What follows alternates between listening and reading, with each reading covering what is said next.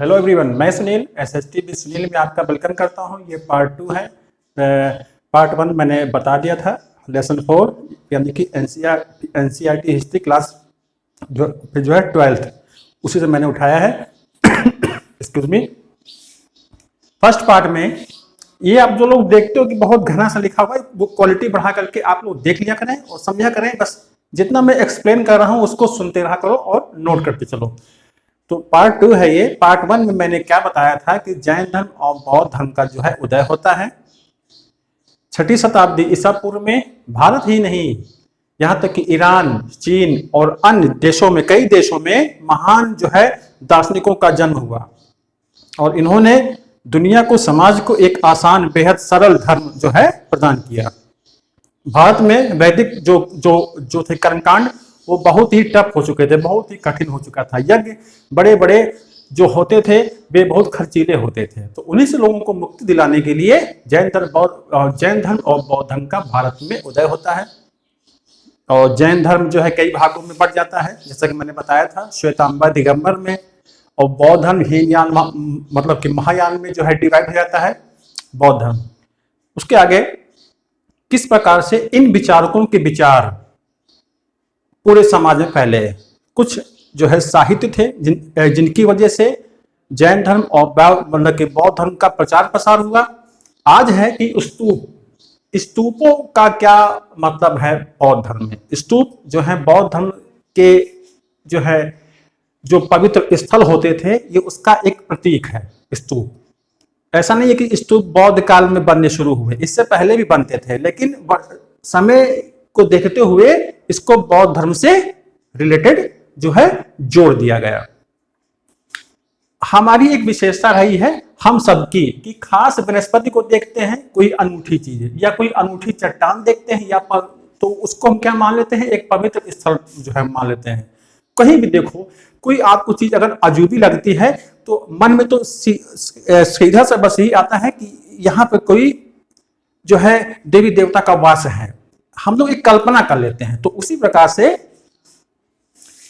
इन स्थलों पर जो है, जैसा कि मैंने बताया, वेदी बनाई जाती थी। वेदी जिन्हें चैत्य कहा जाता था, ठीक है, जिन्हें चैत्य कहा जाता था।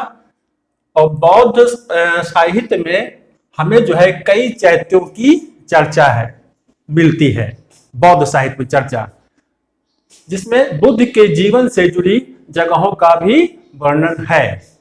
जितने भी आप देख रहे हो जो है बौद्ध साहित्य, उसमें जो बौद्ध धर्म के बारे में हमको जानकारी मिलती है, बौद्ध धर्म की जानकारी से मतलब है कि जो बुद्ध के जीवन से संबंधित जो स्थल थे उनको पवित्र माना गया और वहां पर स्तूप बनाए गए या चैत्य बनाए गए जहां पर उनकी प्रार्थना होती थी।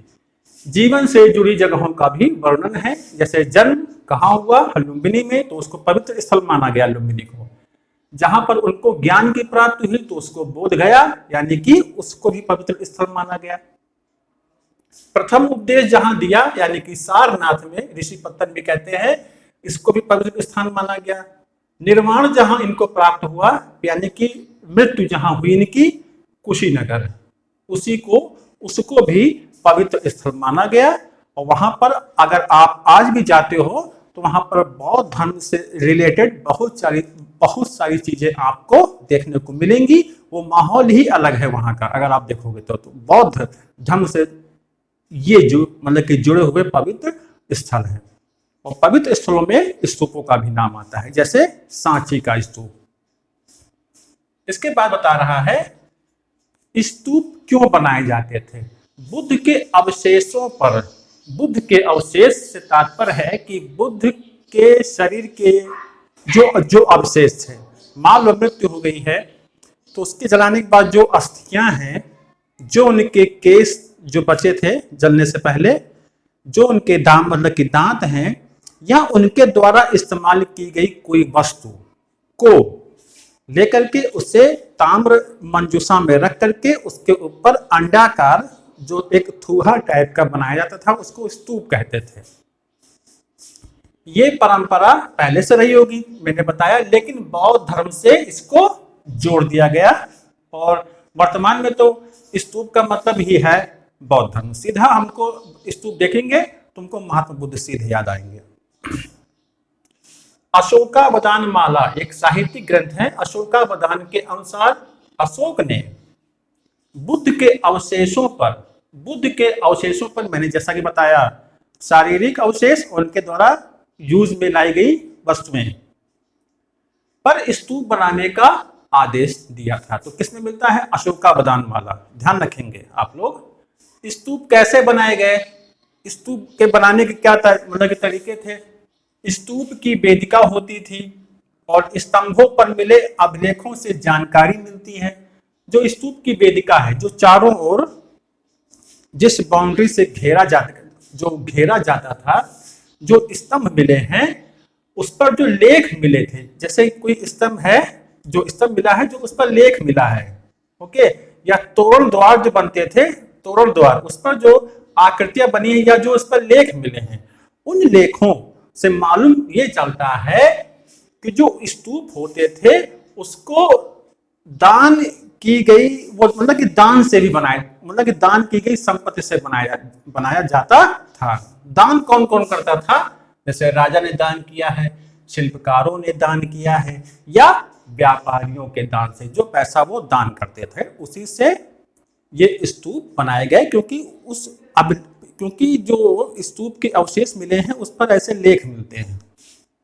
जैसे सांची के एक तोरण द्वार का हिस्सा जो बना है वो हाथी दांत का काम करने वाले शिल्पकारों के दान से बनाया गया था। ये उसमें मेंशन है, ये उसमें लिखा हुआ है अभिलेख में, ठीक है। तो ये भी हमको आइडिया मिलता है कि जो स्तूप बनाया गया है इसके बहुत सारे जो पार्ट अलग अलग बने हैं ये दान से बने हैं। उसके बाद स्तूप की संरचना क्या होती है? स्तूप की संरचना, जैसा कि आप देख रहे हो, स्तूप के महत्वपूर्ण भाग कौन कौन से होते हैं। जैसे आप देखेंगे कि स्तूप जो होता है, कोशिश करते हैं बनाने का, स्तूप जो होता है वो अंडाकार होता है, ठीक है, अंडाकार होता है इस तरीके से। और उसके बाद और जो है तोरण द्वार बनता था, तोरण द्वार, ठीक है, तोरण द्वार इस प्रकार से बनता था। तोरण द्वार यहां से रेलिंग बनती थी, रेलिंग जो ऐसे मतलब कि घूम करके जाती थी, ओके, ऐसे करके चारों ओर से बनता था। ये रेलिंग हो गई इस प्रकार से। और जो पत्थर एक दूसरे को काट करके बनते थे इसको सूची कहते थे, ठीक है। इस प्रकार से ये बनता था, ठीक है। और तोरण द्वार इस प्रकार से बनते थे, तोरण द्वार, ओके, प्रवेश द्वार। सांची के स्तूप में आप देखोगे तो तोरण द्वार, 4 तोरण द्वार है पूरा पश्चिम में। ये बना है एक इस साइड में बना था, एक इस साइड में, एक उस साइड में, ठीक है। तो स्तूप में जो सांची का स्तूप है उसमें 4 तोरण द्वार मिले हैं। कौन कौन से मुख्य भाग हैं? जो बता रहा है कि अंड क्या था? ये गोलाकार भाग, इसको कहते थे अंड, ओके, लिख लेंगे, अंड कहते थे। उसके बाद क्या बता रहा है? ये हर्मिका जो होता है, ये बौद्ध जो स्तूप होता है इसका सबसे पवित्र भाग माना जाता था। हर्मिका इस भाग में होता था, सबसे पवित्र भाग होता था हर्मिका, ओके, हर्मिका।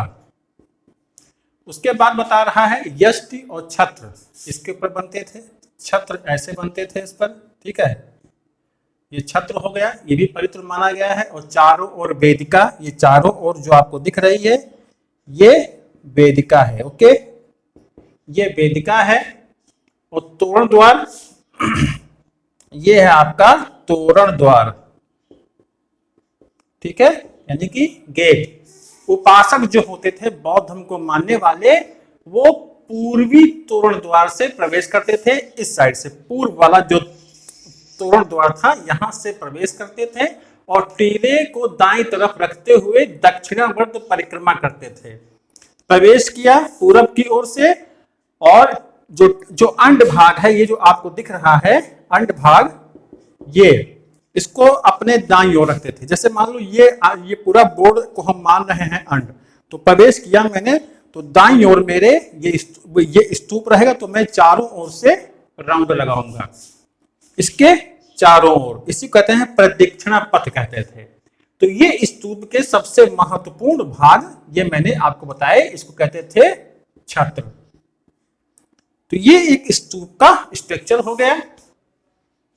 ओके, उसके बाद सांची भरहुत के प्रारंभिक स्तूप जो हैं वो बिना अलंकरण के बनाए गए थे, उनमें बहुत सजावट नहीं थी। बाद के आने वाले समय में सजावट देखने को मिलने लगती है। इस प्रकार की सजावट कि जितना भी तोरण द्वार आप देख रहे हो, ये तोरण द्वार सब कुछ इतना इनको कलाकृतियों से भर दिया गया था कि इतिहासकारों ने माना कि ये कोई जंगल या कोई ऐसी जगह है, ये मतलब कि बौद्ध धर्म से संबंधित पहले इसको नहीं माना गया। इन आकृतियों को देख करके जानवरों की आकृतियां, शाल भंजिका, पेड़ पौधे, जंगल, लताएं, चक्र दर्शाया गया है कहीं कहीं पर, धर्म चक्र प्रवर्तन जिसको कहते हैं, प्रथम बार उपदेश दिए जाना बुद्ध के द्वारा। अभी आगे सब आएगा, बताते चलते हैं आप लोग को। अमरावती पेशावर में शाह जी की ढेरी में स्तूपों में ताक और मूर्तियां उत्कीर्ण करने के उदाहरण देखने को मिलते हैं। स्तूपों में ताक बनाए गए, ताक इस प्रकार से ताक बनाए गए, ठीक है, और मूर्तियां उत्कीर्ण करने के एग्जाम्पल मिलते हैं। स्तूपों की खोज 1796 में 1796 में मंदिर बनाने के लिए अमरावती के पत्थरों का इस्तेमाल करने का आदेश दिया वहां के स्थानीय राजा ने, पत्थरों का इस्तेमाल करने का, लेकिन किसी ने उस ओर ध्यान नहीं दिया। इस प्रकार से अमरावती का स्तूप धीरे धीरे खत्म होने लगा। कॉलिन मैकेंजी भी वहां से गुजरे और वहां के जो अवशेष उनको मिले, उन्होंने उसके ऊपर रिसर्च किया, रिपोर्ट बनाई, लेकिन वो प्रकाशित नहीं हो पाई, अनदेखी हो रही थी। अभी कॉलिन मैकेंजी 1854 में अमरावती स्तूप की प्रकाशित खोज हुई। पूरी तरीके से अमरावती के बारे में जानकारी 1854 में देखने को मिलती है और ये पूरी जो है रिपोर्ट पुरातत्व विभाग के द्वारा प्रकाशित करवाई गई थी। ठीक है, आगे आते हैं। इसके अवशेष जो हैं एशियाटिक सोसाइटी ऑफ बंगाल यानी कि कोलकाता जिसको कहते हैं वहां पर हैं। इंडिया ऑफिस यानी कि मद्रास में और लंदन पहुंचा दिए गए इसके अवशेषों को। हालांकि ये चीज गलत है, लंदन पहुंचाया जाना गलत है या म्यूजियम में रखाया जाना गलत है, जबकि म्यूजियम में जो चीज रखाई जाती है वो प्लास्टर प्रतिकृति होती है। जैसे मान लीजिए ये कोई स्तंभ मिला हमको, इस पर बहुत सारी आकृतियां बनी है, तो पीओपी प्लास्टर आप जो है पेरिस उसके ऊपर मतलब कि डाल करके और सुखा करके उसको ऐसे उठा लेते हैं, तो ये जो छाप है इस पर आ जाती है। यही चीज जो है म्यूजियम में रखा जाता था, लेकिन आप यहाँ देख रहे हो कि उसको मूल जगह से उठा करके अमरावती के अवशेषों को कोलकाता पहुंचाया गया, मद्रास, और यहाँ तक कि अंग्रेज लोग लंदन भी ले गए, तो वहां बचा क्या अपनी मूल जगह पर। इसी पर एक H.H. कोल पुरातत्ववेत्ता थे, इनको बड़ा दुख हुआ। इन्होंने कहा इस देश की प्राचीन कलाकृतियों की लूट होने देना मुझे आत्मघाती लगता है, मुझे असमर्थनीय नीति लगती है, मुझे बहुत बुरा लगता है। इन्होंने कहा, उनका मानना था कि संग्रहालयों में प्लास्टर प्रतिकृति, जैसा कि मैंने बताया, प्लास्टर प्रतिकृतियां रखी जानी चाहिए, जबकि असली कृतियां जहां पर जो खोज हुई है वहां पर रखी जानी चाहिए। अमरावती के लिए ना सही, सांची के लिए ये चीज मानी गई। अमरावती का इसी में नुकसान हुआ, अज्ञानतावश। बाद में जब H.H. कोल जैसे पुरातत्ववेत्ताओं ने अपना जो है विरोध मतलब कि जताया, उसके बाद सांची पर ये आंच नहीं आई, उसको वहीं का वहीं धरोहर के रूप में बचा करके रखा गया, जीर्णोद्धार भी किया गया उसका, लेकिन उसके अवशेषों को वहां से उठा करके कहीं ट्रांसफर नहीं किया गया। तो ये आप समझिए, ठीक है। ये हो गया। 1818 में सांची की खोज की गई। 3 द्वार इसके जो खड़े थे, 3 द्वार, 1 2 3 द्वार खड़ी अवस्था में मिले थे, लेकिन चौथा जो है वहीं पर गिरा मिला था सांची का। इसके बाद आता है सांची के बारे में तो आपने जान लिया कि ये बौद्ध धर्म का जो स्तूप हैं ये बौद्ध धर्म के प्रतीक हैं। अब मूर्ति कला में क्या है, जो इस पर जो मूर्तियां बनी होती थी, जैसे ये द्वार बना है ना, इस पर जो मूर्तियां बनी होती थी, बहुत सारी आकृतियां इन पर जो बनी होती थी, इसका मतलब क्या है? पत्थरों में गढ़ी कथाएं, घुमक्कड़ कथावाचक कपड़े कागज पर बने चित्रों को दिखाते हुए कहानी कहते थे। जो हमारे पुराने कथावाचक होते थे वे घूम घूम करके चित्र बना करके अपने पास रखे रहते थे और वही कहानियां वही कहानियों के चित्र वो लोगों को दिखाते थे और कहानी पढ़ा करते थे। तो एक ऐसा भी रिवाज हुआ करता था। उसके बाद है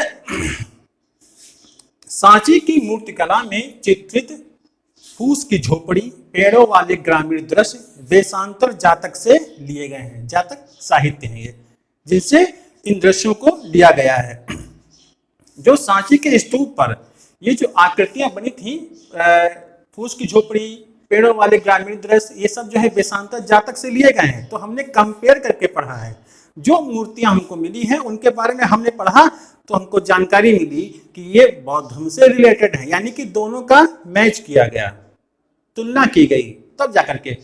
ऐसा भी होता है, कोई भी मूर्ति जो बनी है अगर उसके बारे में लिखित साक्ष्य मिल जाता है तो हमारी जानकारी और पक्की हो जाती है, कंफर्म हो जाती है कि ये वही है। अगर नहीं मिल रहा है तो कठिनाई होती है अनुमान लगाने में कि ये आखिर कह क्या रहा है। ठीक है। उसके बाद उपासना के प्रतीक क्या क्या हैं?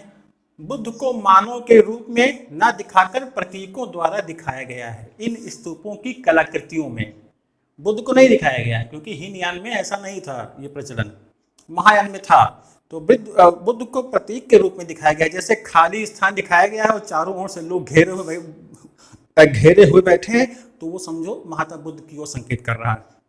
दूसरा है स्तूप का मतलब ही है बौद्ध धर्म।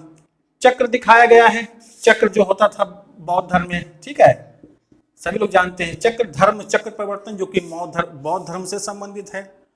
बुद्ध के द्वारा जो है ज्ञान की प्राप्ति और प्रथम ज्ञान और प्रथम उपदेश दिया जाना धर्म चक्र परिवर्तन कहलाता है।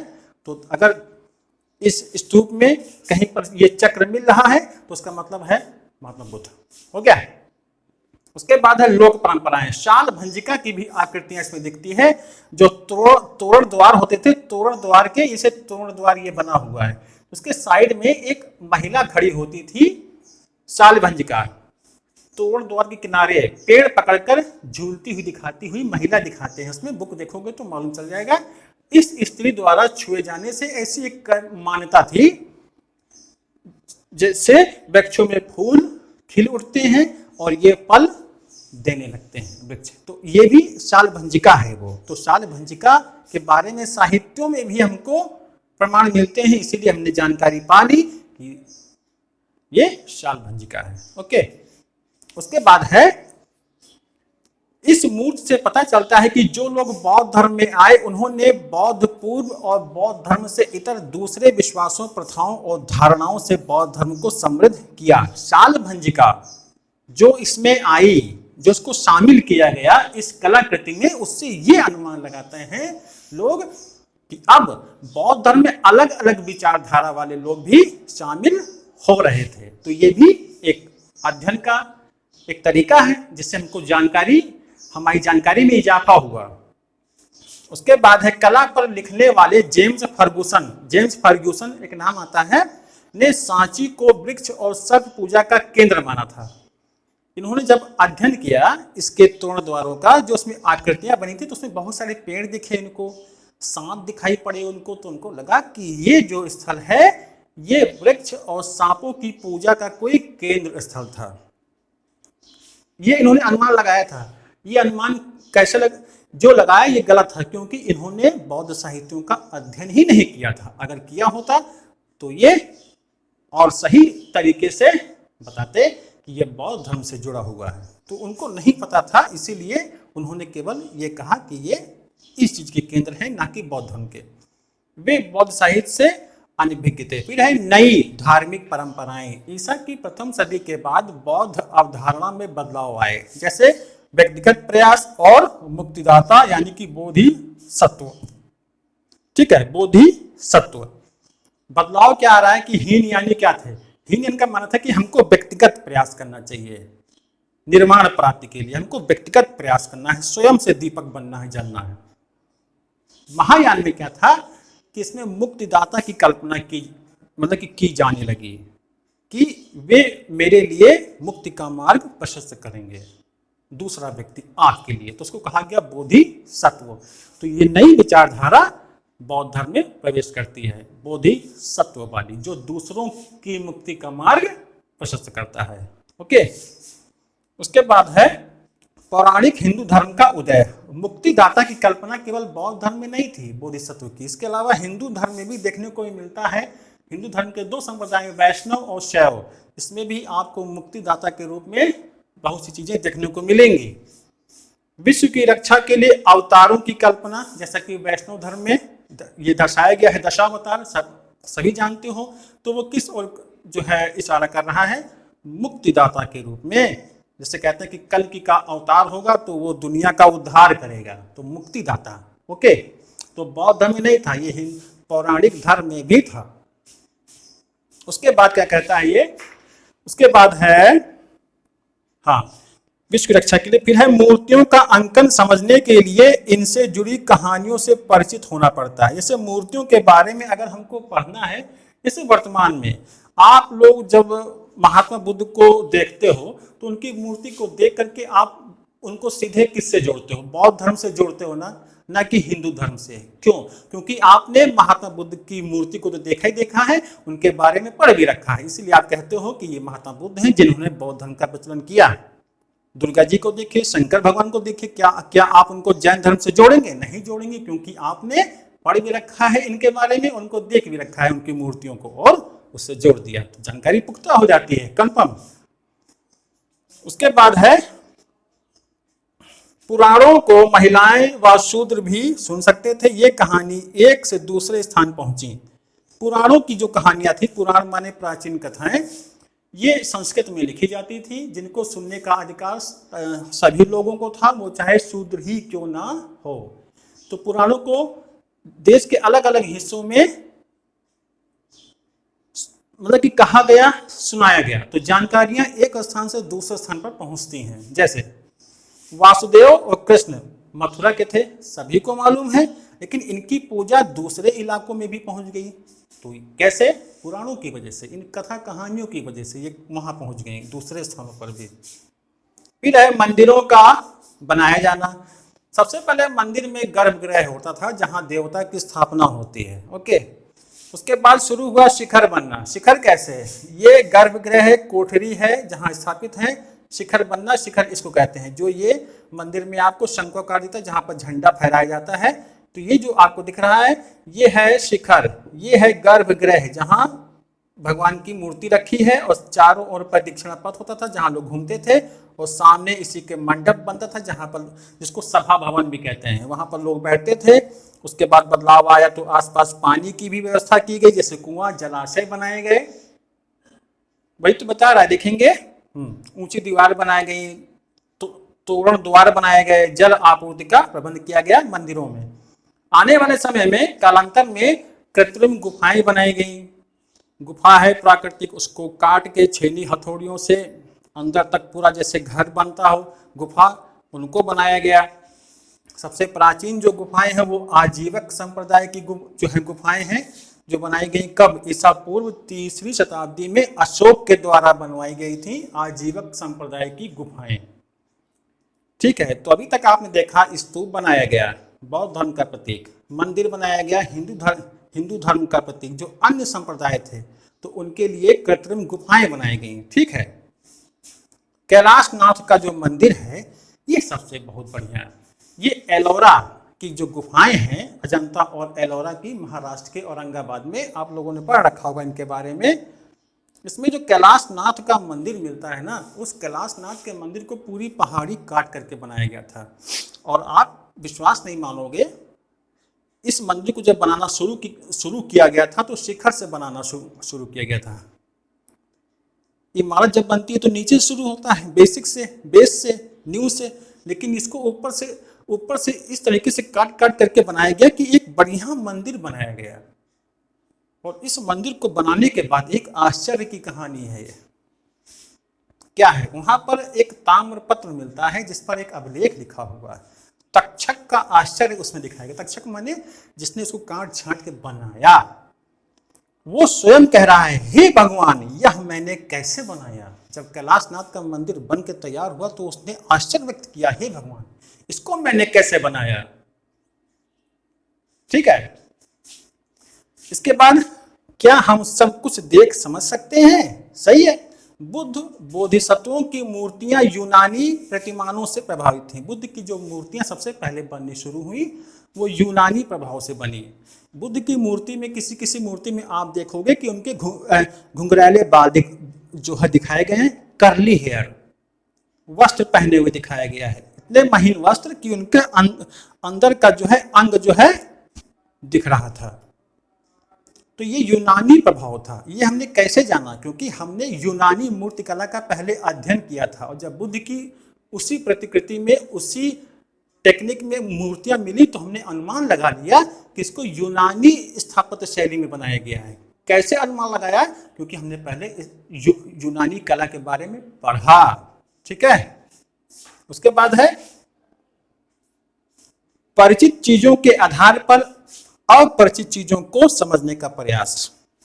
यानी कि जिन चीजों को हम जानते हैं उसके आधार पर हमने जिनको हम नहीं जानते हैं उनको समझा। जैसे बुद्ध की मूर्ति मैंने बताया ना अभी, जिस चीज को हम जानते हैं उसका मैंने स्टडी तो कर रखा है, जिस चीज को हम नहीं जानते हैं और जिस चीज को जानते हैं उसके आधार पर हम जानकारियां प्राप्त कर लेते हैं जिनको हम नहीं जानते हैं, जैसे बुद्ध मूर्ति और यूनानी मूर्तिकला। उसके बाद लेकिन ये प्रक्रिया बहुत आसान भी नहीं है। कभी कभी हमको ऐसे अपने हिंदुस्तान में बहुत सारे दृश्य ऐसे भी देखने को मिलेंगे जब आप ऐतिहासिक स्थलों पर लेके जाएंगे जिसका कोई लिखित साक्ष्य नहीं मिलता है, या मिलता भी है तो एक अनुमान लगाया जाता है। जैसे महाबलीपुरम तमिलनाडु में विशाल चट्टान पर उत्कीर्ण मूर्तियां। महाबलीपुरम में एक विशाल चट्टान है जिस पर आकृतियां बनी हुई हैं, उस पर अनुमान लगाते हैं लोग। कुछ का मानना है कि इस दृश्य में स्वर्ग से गंगा के अवतरण का दृश्य दिखाया गया है। एक तो ये अनुमान लोगों ने लगाया क्योंकि उसका कुछ लिखित साक्ष्य नहीं मिलता है लेकिन लोगों ने पढ़ रखा है, लेकिन वो कंफर्म नहीं है, आसान भी नहीं है इतना। दूसरा क्या है अनुमान कि जो अर्जुन है वो दिव्य अस्त्र प्राप्त करने के लिए घोर तपस्या कर रहे हैं घने जंगलों में। तो इस प्रकार के ये अनुमान लगाए गए हैं साहित्यों को पढ़ करके और इन चित्रकलाओं को देख करके अनुमान लगाया जाता है। तो कभी कभी क्या होता है कि ये अनुमान गलत भी हो सकता है। तभी तो मैंने कहा कि एक ही चित्र है, तो कुछ लोग कह रहे हैं कि गंगा के अवतरण को दिखाया गया है, तो कुछ लोग कह रहे हैं कि अर्जुन दिव्य अस्त्र प्राप्त करने के लिए कोई तपस्या कर रहे हैं घने जंगल में। तो ये था आज का पार्ट 2, जिसको मैंने आप लोगों को समझाने की पूरी कोशिश की। और यहाँ स्तूप, मंदिर, शिखर क्या होते हैं ये मैंने बताया। और सबसे अच्छे मंदिर गुप्त काल में बनने शुरू हुए थे, वो एक ऊंचे चबूतरे पर बनते थे, चारों ओर सीढ़ियां बनती थी। फिर शिखर बनना शुरू हुआ जिसको विमान भी कहते हैं जब अंदर से देखते हैं। तो ये था आज का मेरा टॉपिक पार्ट 2 लेसन 4 का, हिस्ट्री में एनसीईआरटी क्लास 12 का। तो ये पूरा अब टर्म 2 का वीडियो अपलोड करेंगे। कमेंट बॉक्स है, कमेंट करिएगा वीडियो कैसा लगा। मिलते हैं आपको नेक्स्ट वीडियो में। Thank you.